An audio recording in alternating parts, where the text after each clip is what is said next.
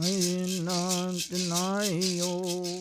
Manuel Band of Mission Indians hosted the annual Yucca Harvest Celebration, where tribal members and guests had the opportunity to listen to traditional native music, view a demonstration on how yucca is harvested, receive instruction on how blossoms are processed and cooked, make crafts, and finally, eat delicious food.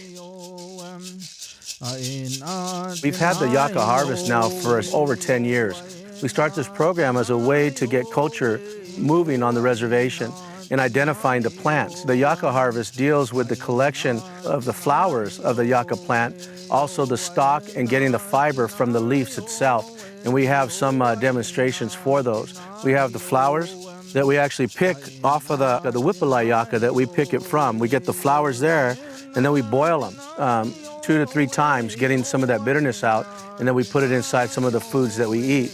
Along with that comes the rope that we get from the plant itself. From the Whippalai yucca, this is the green leaf that's coming out from all those different pokers that are there. And inside this leaf is actually fiber that you make rope out of. So you can see from this, there's fiber inside of it, and that came from this same leaf. The plant itself, the Whippalai yucca, to our people, Serrano people, it's the most utilitarian plant for us because we get rope, we get food, there's also soap at the root, and then once they dry out, you can make the arrow quivers out of them. Once it's old, the seeds have already germinated, so the seeds are all out of it. You can pick it, and then you start to core out the inside to make sure you could carry things in it. These are the things that we're going to be talking about today. We do have an array of bird singers that come out with us, friends from Morongo, friends from Palm Springs, Luceños also.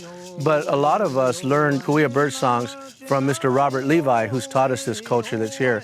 And we'll sing some bighorn sheep songs that were taught to us by Mr. Ernest Siva. Later on, we'll have our invited guests down, the Miwok people, to be able to celebrate with us the beginning of the yucca plants. And what is so important about it is because now on the valley floor, the yucca plants, the Whippalai yucca, is blooming in our area. And at the higher elevations, like below Running Springs, they're barely starting to sprout. So you can see when spring starts to happen, the villages would be on the valley floor, and they will follow the plant life up into the mountaintop, into those ranges. Yesterday, we went out and collected the blossoms from the yucca plant. And we were up on ladders picking the plants from it, not cutting the stalk down. Because if we cut the stalk down, then you stop the whole germination process of the seeds being able to replant themselves. Each one of these that you see blooming, that now has the white heads on them with the blossoms, it took them 7 to 8 years to even get to that point. And then that's their lifespan. So now they actually germinate, those seeds come out of some of those flowers and those pods that are there. So now what we're doing, and before, our people would actually be around the villages and you would actually go up and pick the flowers, not cutting the stalk down.